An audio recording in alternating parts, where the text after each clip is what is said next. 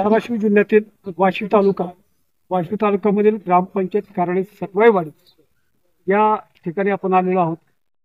सटवाईवाडीतील पुष्पराज नानासाहेब टोप देशातील UPSC मधून सिलेक्शन झालेला 304 रँक मधून तो निवडून आलेला आहे. आज आपण त्या गावात पोहोचलेलो आहोत. 700 लोकसंख्या असलेलं छोटंसं गाव, या गावामध्ये सुविधा नसतानाही आज तिथला एक मुलगा कलेक्टर झालेला आहे. धाराशिव जिल्ह्यातील पहिला मुलगा कमी वयामधून झालेला ग्रामस्थ आहेत, त्यांच्याशी आपण संवाद साधू. नमस्कार. नमस्कार. आपल्या गावातील एक मुलगा कलेक्टर झाला, तोही जिल्ह्यातला पहिला कलेक्टर आहे, त्याविषयी आपण काय सांगू? एकतर गावकऱ्यांना एवढा आनंद आहे गावकऱ्यामध्ये.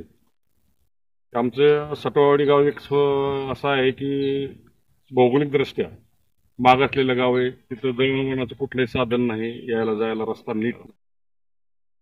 पावसाळ्या दिवसात तर आमचं गाव अंदमान निकोबार सारख्या जसं बेट आहे तसंच आमचं हे गाव बेटासारखं आहे.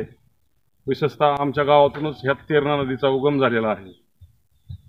आणि सध्याचा एक पिक्चर आलेला आहे मागच्या वर्षी, पुष्पा झुकेगा नहीं साला, या स्टाईल प्रमाणे सटवाडी गावातील पुष्पराज याने देशातील अत्युच्च परीक्षा UPSCच्या माध्यमातून देशात 304वा रँक मिळवून कलेक्टर, जिल्ह्यातील पहिला डायरेक्ट कलेक्टर होण्याचा मान मिळवला. त्याचा गावकऱ्यामध्ये खूप आनंद आहे. ज्यावेळेस आम्हाला हा बातमी कळाली त्यावेळेस गावकऱ्यांनी त्याच्यावरात संध्याकाळी मिरवणूक काढली. दुसऱ्या दिवशी आम्ही ग्रामपंचायत म्हणण्यापेक्षा गावकऱ्याच्या माध्यमातून, समस्त सटवाडी गावकऱ्याच्या माध्यमातून पहिला नागरिक सत्कार करण्याचा, गावातला एक मुलगा कलेक्टर झाला त्याचं कौतुक गावानं करायला पाहिजे, त्या उक्तीप्रमाणे आम्ही नागरिक सत्कार करून त्याचं कौतुक केलं मोडक्या तोडक्या भाषेत, जसं जमल तसं. आणि आमच्या गावचा पुष्पराज हा कलेक्टर झाला मुळे आम्हाला लय भारी वाटतं.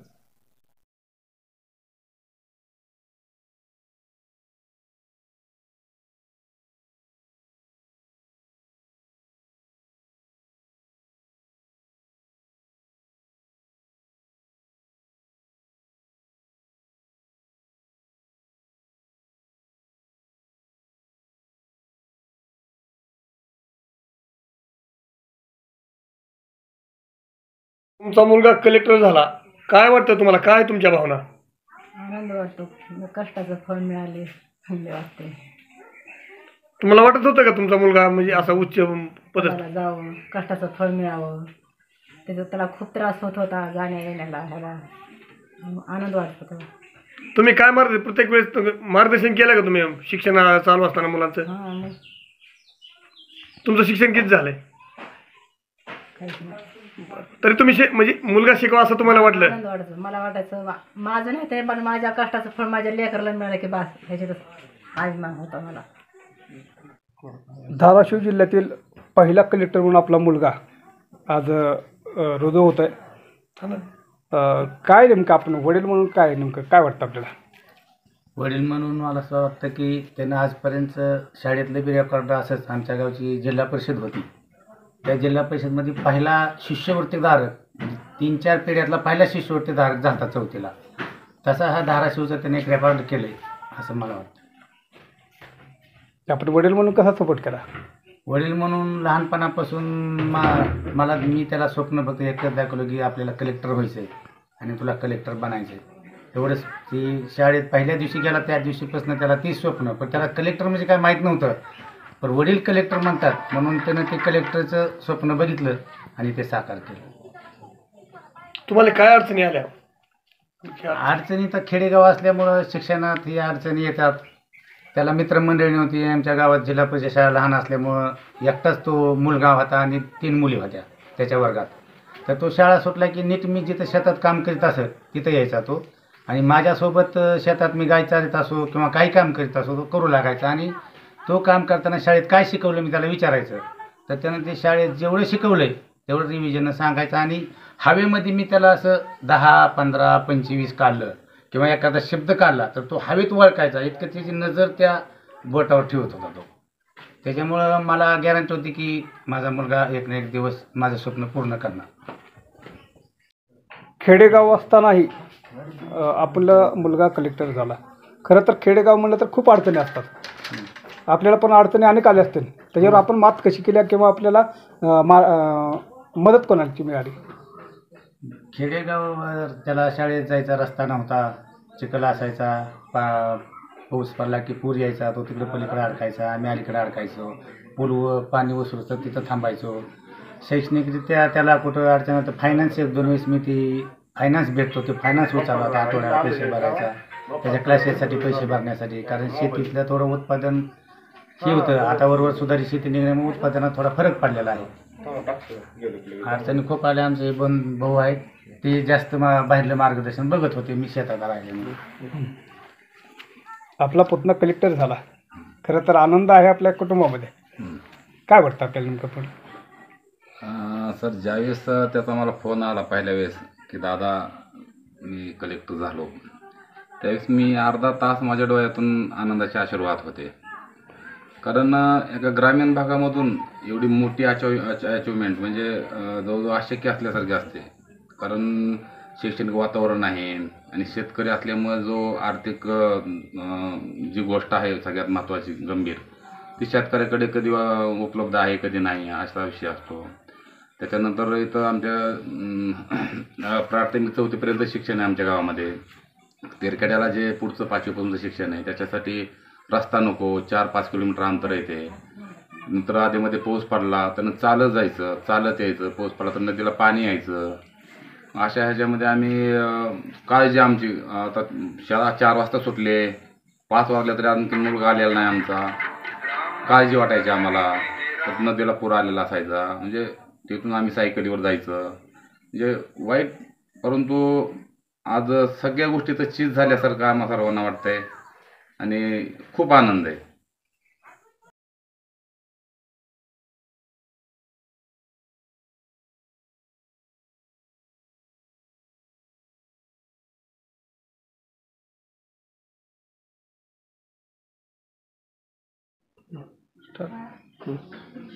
आपलं सर्वप्रथम अभिनंदन आणि भावी वाटचालीस हार्दिक शुभेच्छा.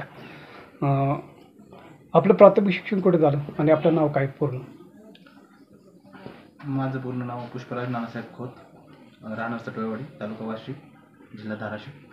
आणि माझं प्राथमिक शिक्षण 1ली ते 4थी आमच्या गावातच प्राथमिक शाळेमध्ये झालेलं आहे.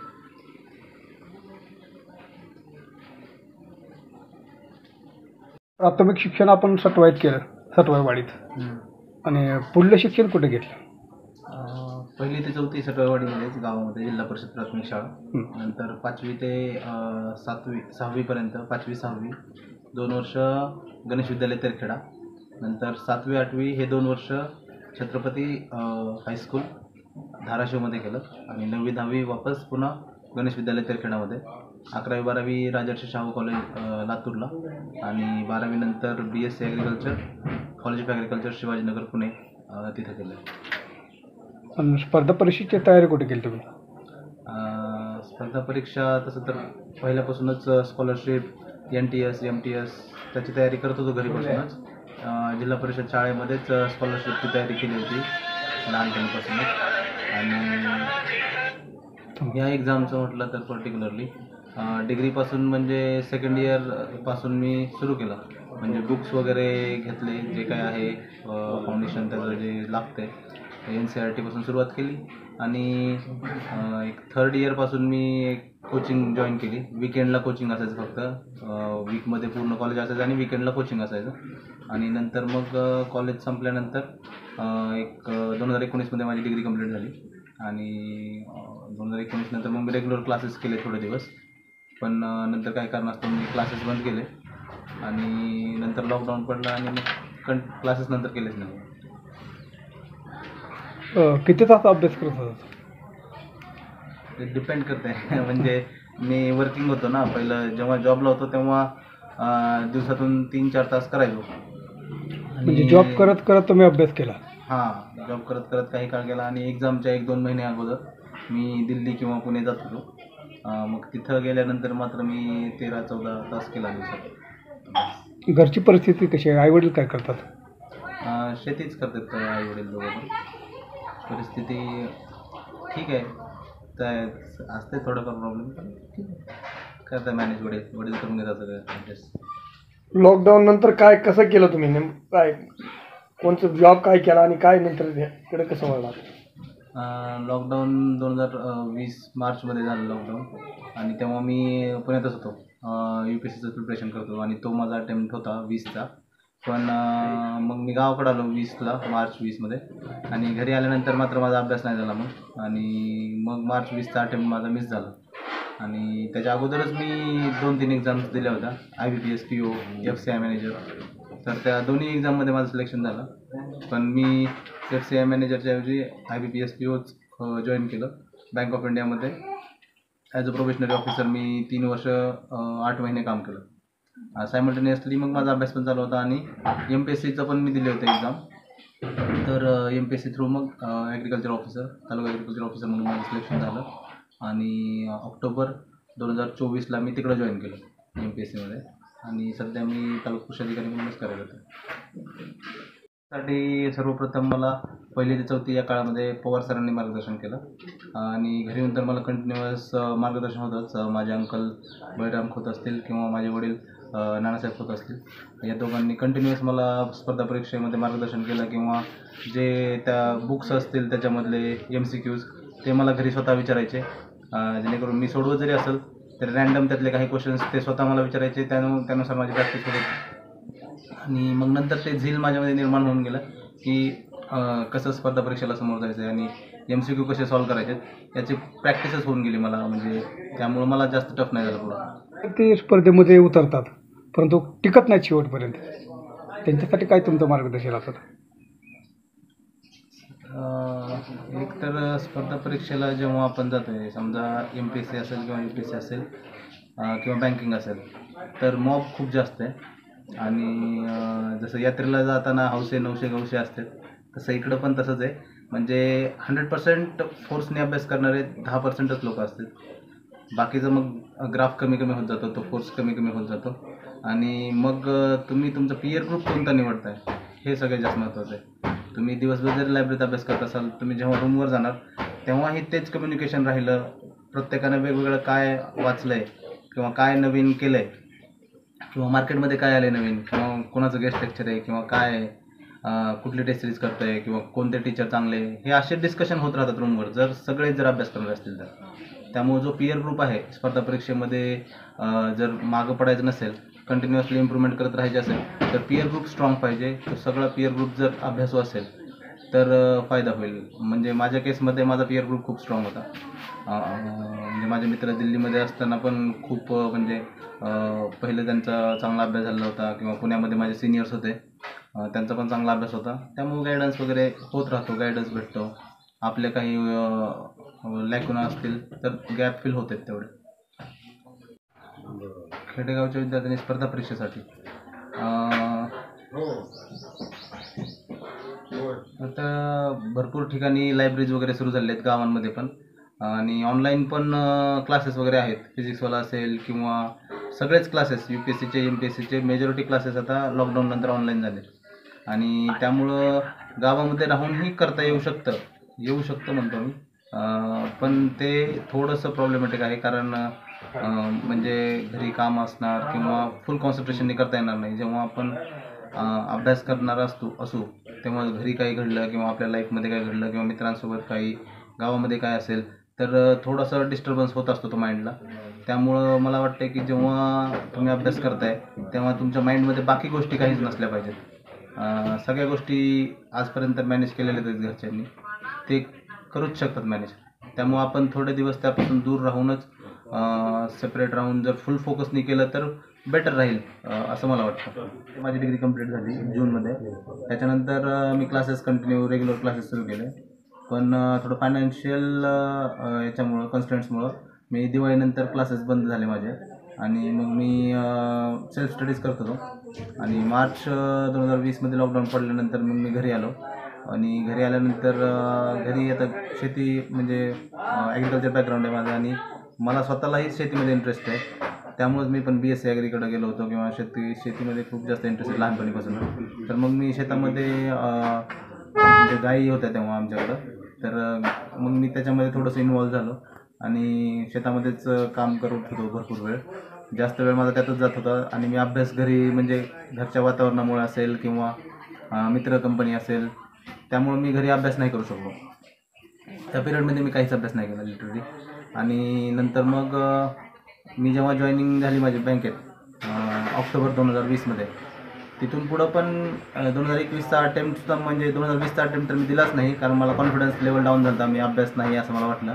आणि 21च्या अटेम्प्टला मी बँकेत जॉईन झालो आणि रेग्युलर काम होतं मला. वर्किंग आवर्स खूप बँकमध्ये जास्त असतं, समजा 10 वाजता जरी सुरू झालं 6-7 वाजेपर्यंत काम असायचं आणि नवीन माझा अभ्यासाला मी सुरुवात केली नव्हती डबल. तर 2021चा जो ॲड आलेली सुद्धा मला माहीत नव्हतं UPSCची आणि मी 21चा फॉर्म पण नाही भरला. 2021चा मी लिटरली फॉर्म पण नाही भरला आणि ते वर्ष माझं गेलं. जेव्हा मी 22चा फॉर्म भरला आणि MPSCचा भरला पहिल्यांदा राज्यसेवेचा आणि माझी राज्यसेवेची प्रिलिम्स क्लिअर झाली.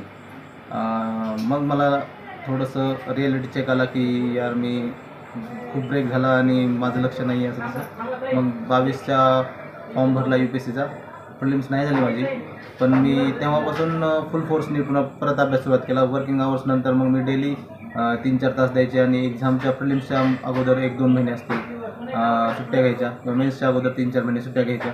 असं करत मग मी 22चा अटेम्प्ट दिला. तेव्हा मला नाही यश आलं, पण 23च्या अटेम्प्टपर्यंत माझा अभ्यास चांगला झाला होता. मग 23ची प्रिलिम्स झाली, मेन्स झाली आणि इंटरव्ह्यू पण दिला मी, पण फायनल सिलेक्शन नाही झालं. मेन्समध्ये थोडंसं कमी स्कोर होता मला, ऑप्शनल तेवढा प्रिपेअर्ड नव्हता ॲग्रिकल्चर. मग तो मी 24च्या अटेम्प्टमध्ये फुल फोकसनी केला आणि ऑप्शनलवरती जास्त फोकस केला. मला अजून मार्क्स नाहीत आले मार्क्स मिळून, पण मला वाटतं ऑप्शनलमध्ये मला चांगले मार्क्स असतील आणि मेन्सलाच मला मार्क्स चांगले, त्याच्यामुळं मला थोडं इंटरव्ह्यूला ॲव्हरेज मार्क्स पडून पण रँक चांगली आलेली. तुमचं काय पुढलं ध्येय काय आता?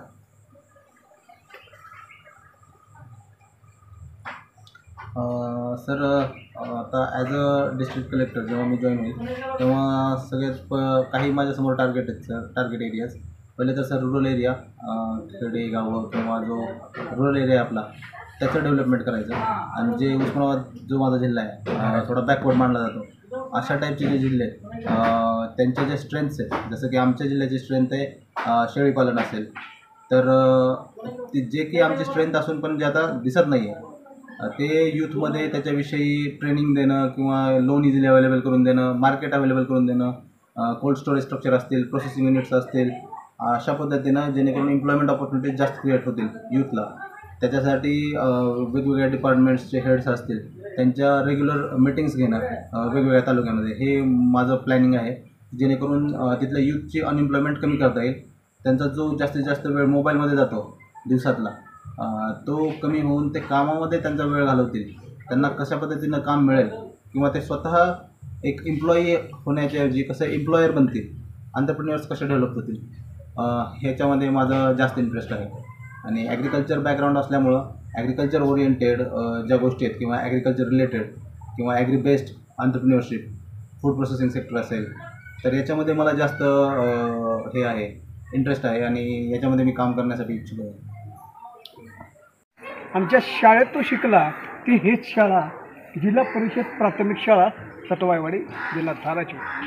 या शाळेमधले शिक्षक, ज्या शिक्षकानं त्या ग्रुपला मार्गदर्शन केलं त्या शिक्षकाची आपण संवाद साधणार आहोत. तर चला मग आपण पाहूयात. आपल्या हाताकडून शिकलेला एक विद्यार्थी आज कलेक्टर झाला. होय, आहे ना.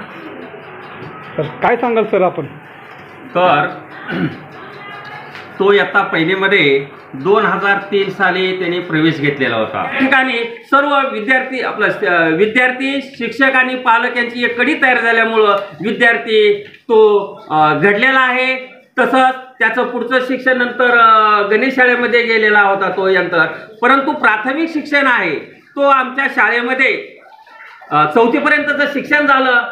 जो गुणवत्ता विकास अभियान कार्यक्रम होता त्यावेळेस मराठवाड्यामध्ये आमची 2005 साली 4-5 साली मराठवाड्यामध्ये पहिली शाळा आलेली होती सटवाडी. आणि त्या गुणवत्ता विकास अभियानामध्ये जे पुनर्मूल्यांकन झालं होतं ते त्याच मुलाचं झालं होतं, त्याच वर्गाचं झालं होतं. त्याच्यामध्ये सुद्धा हे पत्र आहे आपल्या शाळेचा त्या 2005 साली की शाळा मराठवाड्यात पहिली आली, गुणवत्ता विकासामध्ये प्रथम क्रमांक त्यांचा आलेला आहे. त्यानंतर केरुरे साहेबाचं अभिनंदन पत्र आहे. या ठिकाणी आंतरजिल्हा पुनर्मूल्यमापन पथकाच्या तपासणीनुसार शाळेची नोंद 5 स्टारमध्ये झालेली आहे. या ठिकाणी मुख्य कार्यकारी